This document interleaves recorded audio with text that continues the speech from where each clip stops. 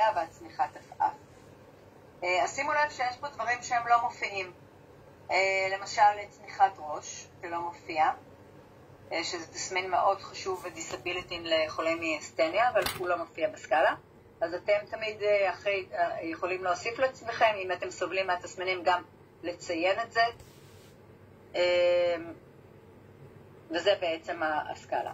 אז עכשיו, מה שאני רוצה שתעשו, יש פה, אתם רואים קוד, ובזמן הקצר שנותר לנו, אני מאוד הייתי רוצה שנתאמן וממש נתרגל את הדבר הזה, כי הרבה אנשים מפחדים, חוששים גם מסיבה טכנית, גם מסיבה שהם לא מכירים, לא מספיק יודעים, ואני רוצה להראות לכם כמה זה פשוט, ושתבינו כמה זה חשוב לי כרופאה, לקבל את הדיווחים עליכם, וגם אתם כחולים, גם כדי שנבין יותר טוב את המחלה שלכם, וגם בתחושה של השליטה שיש לכם על המחלה.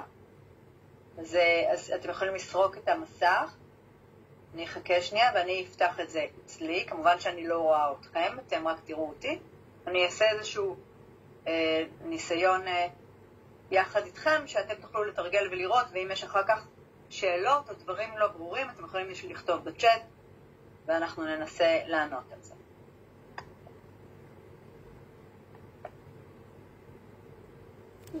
אז לי זה פותח את זה, ואני עושה התחל. מקווה שהצלחתם לפתוח, ואם לא, אתם יכולים להסתכל ולנסות אחר כך ולתרגל.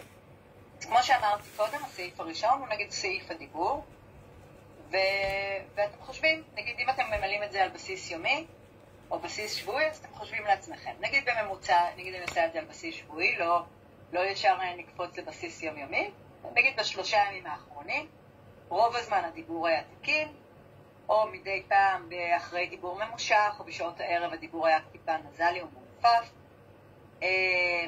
האם זה כמעט כל יום על בסיס רוב היום זה ככה, או שאני בעצם לא יכולה לדבר בכלל, ממש קשה להבין אותי. אז נגיד אני בוחרת שהדיבור הוא מדי פעם, בעיקר בשעות הערב, אחרי שעייפה. אחר כך אני עוברת לשאלה הבאה. תראו כמה זה פשוט. אחר כך לעיסה.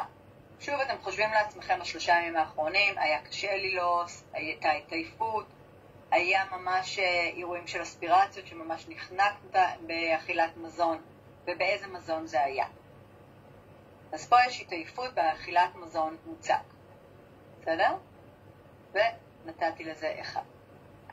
עכשיו מגיעים למנגנון הבליעה, שבעצם יש את הלעיסה, שהתהליך שבו אנחנו לא עושים את האוכל, שכמובן יותר קשה ללעוס מוצקים, אחר כך דברים רכים, ויש את המנגנון של הבליעה, שאני לא יודעת אם אתם יודעים, אבל למשל אירועים של חנק או אספירציות שאתם משתעלים, יכול להיות גם בנוזל, או אפילו לפעמים יותר גרוע בנוזל יותר מאוכל.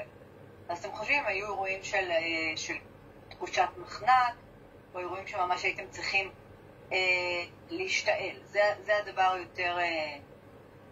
יותר שכיח. ופה נגיד, לא, נרשום תקין. שאלה הבאה.